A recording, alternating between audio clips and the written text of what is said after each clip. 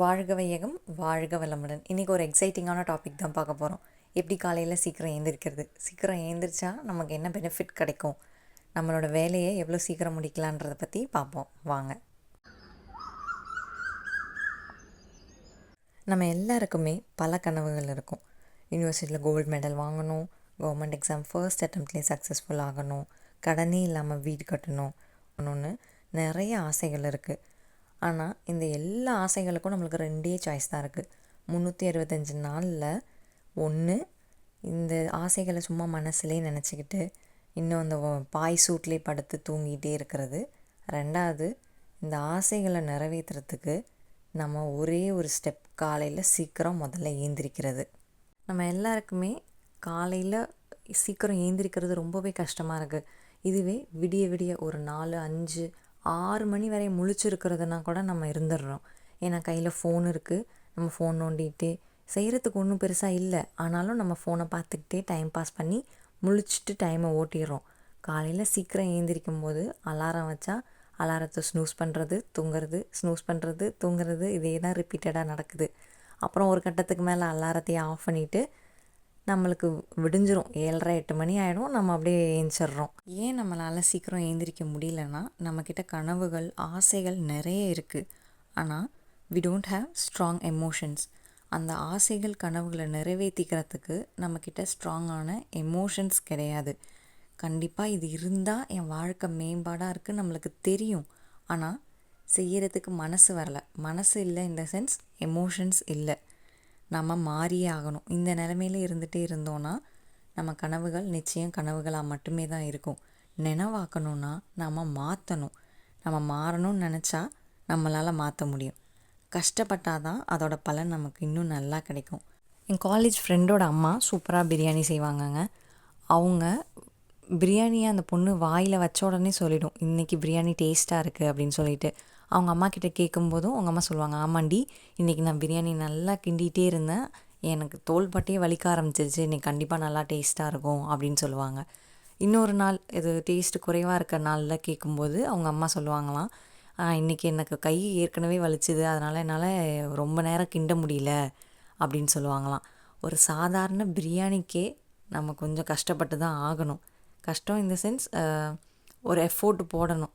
கை வலிக்க கிண்டினா தான் பிரியாணி டேஸ்ட்டாக வருது. அல்வா சாப்பிட்ணுன்னா அல்வாவை அதுக்கான நேரம் வர வரையே கிண்டிகிட்டே இருக்கணும். நம்மளுக்கு வெற்றி வேணும்னா நம்மளுக்கான நேரம் வர வரையே நம்ம ஒர்க் பண்ணிக்கிட்டே இருக்கணும். அந்த நேரம் எப்போ வேணாலும் வரலாம். கம்மியான அல்வா இருந்துச்சுன்னா பதம் சீக்கிரம் வந்துடும்.